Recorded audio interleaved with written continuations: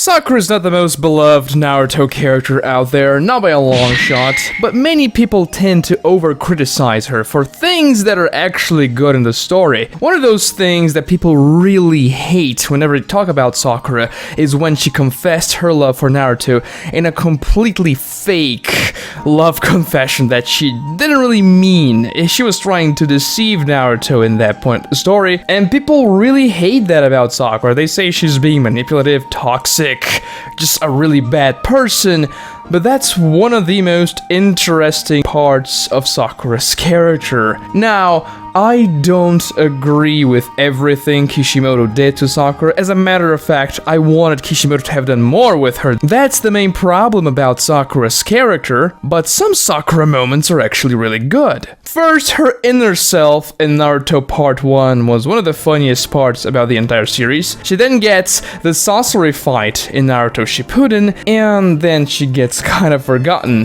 The only other very cool moment she gets in Shippuden is her fake love confession. But in order for us to understand why this character moment is so good, we have to actually analyze everything behind it. You see, Sakura's love confession doesn't really come out of left field. No, it's caused because of Sasuke. Like many other things in the series, Sasuke is the catalyst. Everything begins when Sasuke captures Killer Bee, quote unquote. He's actually not captured, but the Cloud Village definitely thinks so, and this is the main issue here. And so, the Raikage sends his ninjas to the Leaf Village to say, hey, we're gonna go and hunt Sasuke down because they got Killer Bee, so you better give us information and stuff. And that's when Naruto gets beaten up by Karoi into a pulp, almost. Naruto stands up for Sasuke, defending him, not ratting on Sasuke, not doing anything that will compromise Sasuke, even though Sasuke is literally an enemy of the state at this point, and he's getting completely pummeled by Karoi. He stands by his friend. But of course, the Cloud Village, just because Naruto was like, no, I'm not gonna say anything about Sasuke, they're not gonna stay quiet. Of course, they will want information. And the other members of the Konoha 11 realize what this means. Sasuke has become an enemy of everyone now. They're no longer just the concern of the Leaf Village, because beforehand, sure, he was a rogue ninja from the Leaf, he was with Orochimaru, but he hadn't really done anything too bad. He just deserted to Orochimaru's side, but it's not as though he was like going and slaughtering people or anything like it. Actually, he killed two Akatsuki members in Deidara and Itachi, so for the Leaf Village, Sasuke was actually maybe not a direct ally, but at least he was doing some stuff that was helping them out. But now he assaulted the Cloud Village, and he got the Raikage's brother and one of the tail beasts, which is a really bad thing. Of course, this will cause a plethora of problems, which just makes the situation with Sasuke worse for the village. Now they can no longer just turn a blind eye and say, hey, let's just go and rescue Sasuke because he can still be a good guy. No, it's gonna be bad. Sakura understands that, and even though she is crying and she doesn't want to accept it, it's the truth, and she knows. Sasuke has actually become a huge problem, something that can cause a war between the Cloud Village and the Leaf. It's something that Shikamaru himself says when he's talking to Sakura. If they kill Sasuke, you and Naruto and the others are gonna go after them for revenge. And if you kill them, then the Cloud Village will go after you. And if they kill you, then we, myself, Ino, and the others will go after them for killing you. And it's just the entire cycle of hatred. One of the core themes of this section of the story that was very much explored during the Pain arc. A cycle that Naruto is set to stop. And of course, Naruto doesn't want to kill Sasuke, or anyone for that matter. He could have fought Karoi and the Cloud Village when they arrived in the Leaf Village there. He had Sage Mode if he wanted to. He would have stomped those three idiots from the Cloud Village, but he chooses to get pummeled by Karoi so that she can vent her anger, and maybe somehow she'll forgive Sasuke. And still, Naruto's not giving up any sort of information because Sasuke is his friend, and he just wants to find a solution where no more hatred will be spread. But Sakura and The others, to be fair, don't really believe this is an option. It's almost like an impossible situation. Naruto is naive here, but maybe his naivete has some meaning to it. After all, even Kakashi says that Naruto is the only person capable of surpassing the 4th Hokage, and Kakashi believes Naruto can actually convince the Cloud Village, aka the Raikage, to change his mind about Sasuke, and that's why Kakashi accompanies Naruto to his mission to just go and plead with the Raikage. It doesn't work. I mean, the Raikage is very stubborn, and he wouldn't just say, yeah man, sure, I'm not going to go after this guy anymore because even though he captured my brother, you're a very nice friend to him and you asked nicely. No, it's not going to be like that. Even though Naruto had some points in his plea, it didn't really work that way. But coming back to Sakura and what Shikamaru said to her, that the cycle of hatred will perpetuate itself if we don't do anything about Sasuke, she finally comes to the very difficult realization that Sasuke must be eliminated. Not because Sakura hates Sasuke, but because the person Sasuke has become is essentially no longer the Sasuke she loved. And to protect the old Sasuke that she had feelings for, she must kill this new one. The other members of the Konoha 11 are also in accord. But the problem is, Naruto is away, he went to see the Raikage, which he failed, and he doesn't know that. And of course they know Naruto wouldn't agree with that, never. So they have to do something about it, and Sakura says, I'll be the one to tell Naruto what we're gonna do here. She feels guilty because Naruto promised her he would bring Sasuke back to the village no matter what, and that promise has caused so much pain for Naruto. He failed his mission, he was hurt several times, Sasuke doesn't seem to care about them anymore, which only puts Naruto in a darker and darker place, and she acknowledges herself that they have been depending on Naruto for too much. They have been depending on him to fend off the Akatsuki and to do everything for them. Now maybe this has to do with her inferiority complex, but she has a point. Naruto carried the fight against Pain. Literally, in the end, he was just the only person fighting Pain because the village got blown up. Granted, it was because of him that Pain attacked in the first place, but he was also able to resurrect everyone by convincing Pain about Jiraiya's words and how the cycle of hatred could not be perpetuated. So Sakura feels responsibility for everything Naruto has been going through. She doesn't think it's fair for him to carry this burden of bringing Sasuke back no matter what cost. And now that they have decided to kill Sasuke, this will be a major issue because, well, if Naruto wants to bring Sasuke back but the rest of the village wants to kill, there's going to be a conflict here and it has to be dealt with. Otherwise, they would end up fighting themselves.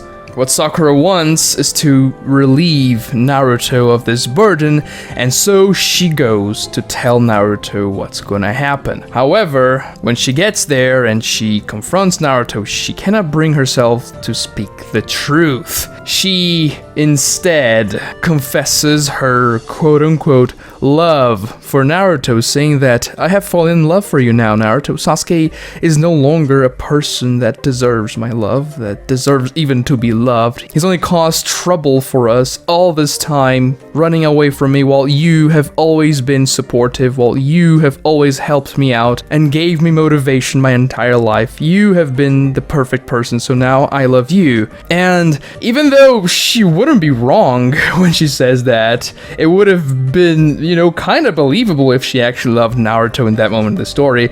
She doesn't really. She still loves Sasuke dearly. We can see that afterwards when she confronts Sasuke and she cannot bring herself to kill him, even though she had ample opportunity to do so, but still she cannot bring herself to tell Naruto the truth. And so she comes up with this I love you confession so that Naruto will let go of his promise to Sakura. If Naruto thinks, well, if Sakura doesn't love Sasuke anymore and she actually loves me, then there's no need for me to bring Sasuke back to the village because the promise will no longer be important. Sakura is essentially saying, Naruto, it's fine, don't worry about Sasuke. But of course Naruto doesn't think that way because first of all, he didn't just want to bring Sasuke back because he wanted to make Sakura feel happy because she has Sasuke now. He wanted to bring Sasuke back because Sasuke was his best friend and a person he deeply cared for. And Naruto says that to Sakura in that moment. No, I don't want to bring Sasuke back just because you said. I want to bring Sasuke back for myself too, because he's my friend and I care about him. Before we continue with the video, I would like to talk to you about today's sponsor, Skillshare, an online community that can help you learn different skills. And Skillshare has it all. If you're like me and you make videos, well, you have to learn how to edit. Skillshare is going to be a great place for that. There's so much content and so many different people that can provide you with everything you need to become a good editor and succeed on YouTube or anywhere else. I mean, if you just want to edit videos for fun, you can go ahead and have a blast too. Jordi Vandeput's exploration of Premiere Pro is one of the most comprehensive learning experiences I've ever had about any type of editing software, and it really helped me out when I went through it. And the best thing about this is that the first 1,000 people that click on the link in the description below are gonna get 1 month of free trial of Skillshare to explore whatever you want. So please do this favor for yourself and start learning new stuff, because knowledge is the only thing nobody's ever gonna be able to take away from you. Now let's go back to the video. Even though Naruto is clueless when it comes to girls, he can still sense bullcrap when he sees it. He tells Sakura that he hates people that lie to themselves, which is something very interesting because he caught on to Sakura's lie, you know, without even flinching. When she's telling Naruto, I love you, no, really, you should trust a girl when she says that type of stuff, and you shouldn't really discard her feelings. Naruto said, no, stop joking, Sakura, come on, it's not a funny joke. And then he finally says, no, I hate people that lie to themselves, you're just lying to yourself. And that comes because Naruto respects people that are genuine. Every single time he taught no jutsus a villain in the story, that particular villain was lying to themselves. Zabuza lied to himself saying that he didn't care about Haku, that Haku was just a tool, but then Naruto's words cut him deeply. The same thing can be applied to Gaara. He lied to himself saying, there's no meaning in this world, I have to kill people to feel happy, but actually, no! You can find happiness in other places. Nagato was the same thing. He lied to himself saying that pain is the only alternative. Because I knew so much pain, now you have to know it too, in order for you to understand peace. But this was a lie. It only perpetuated the cycle of hatred, something Jiraiya had warned Nagato previously, but he forgot about. And here, Naruto sees Sakura lying to herself as well, trying to convince herself essentially that she doesn't love Sasuke anymore and that Sasuke needs to be dealt with. Even though Sakura didn't tell Naruto that Sasuke had to die and they were about to try and assassinate him, Naruto felt she was deceiving herself too. Sakura believed Sasuke had no redemption, which turns out it wasn't the case in the end of the story. And Sakura was just deceiving herself and trying to deceive Naruto at the same time, but Naruto had none of that. And this moment, it's great for both characters. Both Naruto and Sakura have this interesting exchange. Sakura cannot bring herself to tell Naruto the tragic news about Sasuke. And Naruto, he senses something is wrong because he's known Sakura for a long time. He knows she's not going to just give up on Sasuke. No, she wants to kill him because she still cares about him. She doesn't want the good Sasuke, the Sasuke she knew, to be consumed by this evil new Sasuke. And for people who say that Sakura was just toxic and stupid when she said to Naruto that she loved him, what would you have her do instead? Just come to Naruto and say, hey Naruto, we're just gonna go and kill Sasuke. Yoo-hoo! Obviously Naruto would have protested, and maybe he would have been trying to stop them right then and there. And Sakura knew that Naruto wouldn't give up on Sasuke, but it is stated afterwards that Sakura did what she did because she was considerate towards Naruto's feelings. She didn't want Naruto to suffer more. Now maybe saying that she loved him out of nowhere isn't the best thing to do in this moment. But Sakura also has flaws. She doesn't know everything what she has to do perfectly, and so she makes mistakes, which makes characters more interesting. I mean, this was really a no-win scenario. Sasuke was a rogue ninja that attacked a foreign village, capturing one of their most prized shinobis, and presumably killing him in the process because the 8 tails has to be extracted. And so the Cloud Village will do something about it. And if they don't do something about Sasuke, then the Cloud Village would go to war against the Leaf Village. So would you sacrifice everything to protect a guy that essentially turned his back to the village and now is doing things against it? Or do you protect this guy and go to war and have even more people killed? Imagine what Sakura was feeling here. The man she loved did all this stuff, and it was because of him all these bad things are happening. It's because of him that Naruto's been suffering, and if she could alleviate Naruto's feelings by telling Naruto that she loved him after all this time, maybe Naruto would feel better, and things would maybe improve ever so slightly. But Sakura knew the situation was terrible regardless of the outcome of her love confession. Sakura, she also gets mad when Naruto tells her that he hates people that lie to themselves. She steps on Kiba's foot when Kiba tries to tell her, hey, why don't we tell him the truth now? But she is not having it. She can't bring herself to do it. And she gets mad because she is caught on her lies so easily, but not only that, she realizes she is trying to deceive herself. And that's why she goes on and tries to fight Sasuke on her own. She poisons her teammates so that they fall asleep, and then she can go and kill Sasuke herself. Now, this is definitely because she wants to deal with him with her own hand so that she herself can lift Naruto's burden instead of relying on others, just like she did time and time again. Especially when Sasuke left the village for the first time, she relies on the Sasuke retrieval squad, and especially Naruto. But then now she wants to do things herself, and you can argue this is a selfish motive, but then again, people are flawed, and it's very interesting to see Sakura going through these motions. In the end of the day, she had a kunai to Sasuke's back when Sasuke was blind, and without chakra, she could have killed Sasuke if she had the conviction, but she never did. She was never ready to kill the man she loved. Unlike Sasuke himself, who tried to kill Sakura at least twice during that encounter. Now, I'm not a big fan that Sakura chickened out in the very end there.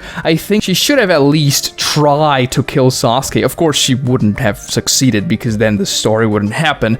But it would have been more interesting if Sakura's convictions were firmer that moment. I think painting her as, you know, a weak girl that is insecure can be nice sometimes, but it's good when characters have that conviction, even though it goes against what they really want. Sakura never wanted to kill Sasuke, even when Sasuke became quote-unquote evil. But if she actually went and executed what she went to do there, even though, you know, she failed in the end, it would have been more interesting than she just freezing in place. But the love confession itself makes so much sense, and it's also very Shinobi-like. She tries to deceive Naruto so that Naruto will be more cooperative with their overall objective, which is to eliminate Sasuke, a very dangerous rogue ninja now. And some people say, well, but what would have happened if Naruto actually fell for it and said, oh really, Sakura? I actually like you too, and well, what would have happened? Because then would Sakura just go ahead, try to kill Sasuke, and if they succeeded in killing Sasuke, she'd just say, yeah, Naruto, actually, I was just lying. I don't love you. I just needed to go and kill Sasuke real quick. Would that happen? I don't think so. I think Sakura and Naruto actually end up together in this timeline. Maybe Sakura would actually develop feelings for Naruto, which is a very high possibility, to be fair. She would always feel guilty for killing Sasuke and lying to Naruto in the first place, but it would have been interesting. A very dark timeline. Sakura is kind of forced into this relationship she doesn't really feel anything for, at least in the beginning, and Naruto is just shoved into this relationship where he thinks he is loved, but he actually isn't, and his best friend was killed by Sakura. Now, maybe Sakura killing Sasuke in this timeline would actually mean Naruto would say, no, I don't want to be with you, you killed my friend. But there are just so many possibilities here. It's interesting. The love confession itself is not a wrong move by Sakura.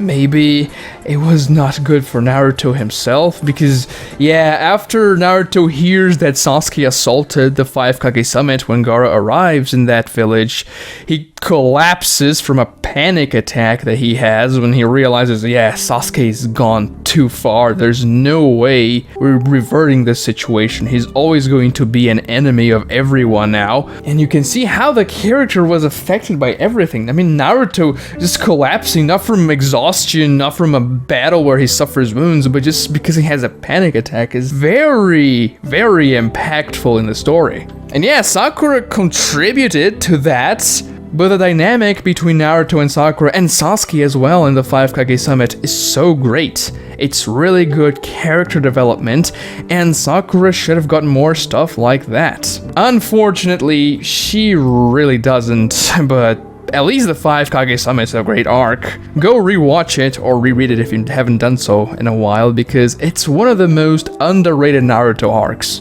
Subscribe to this channel if you haven't done so already, please do so. Also like this video to help me out with the YouTube algorithm, it really does help. And watch this other video right here for more Naruto content. Thank you so much for watching.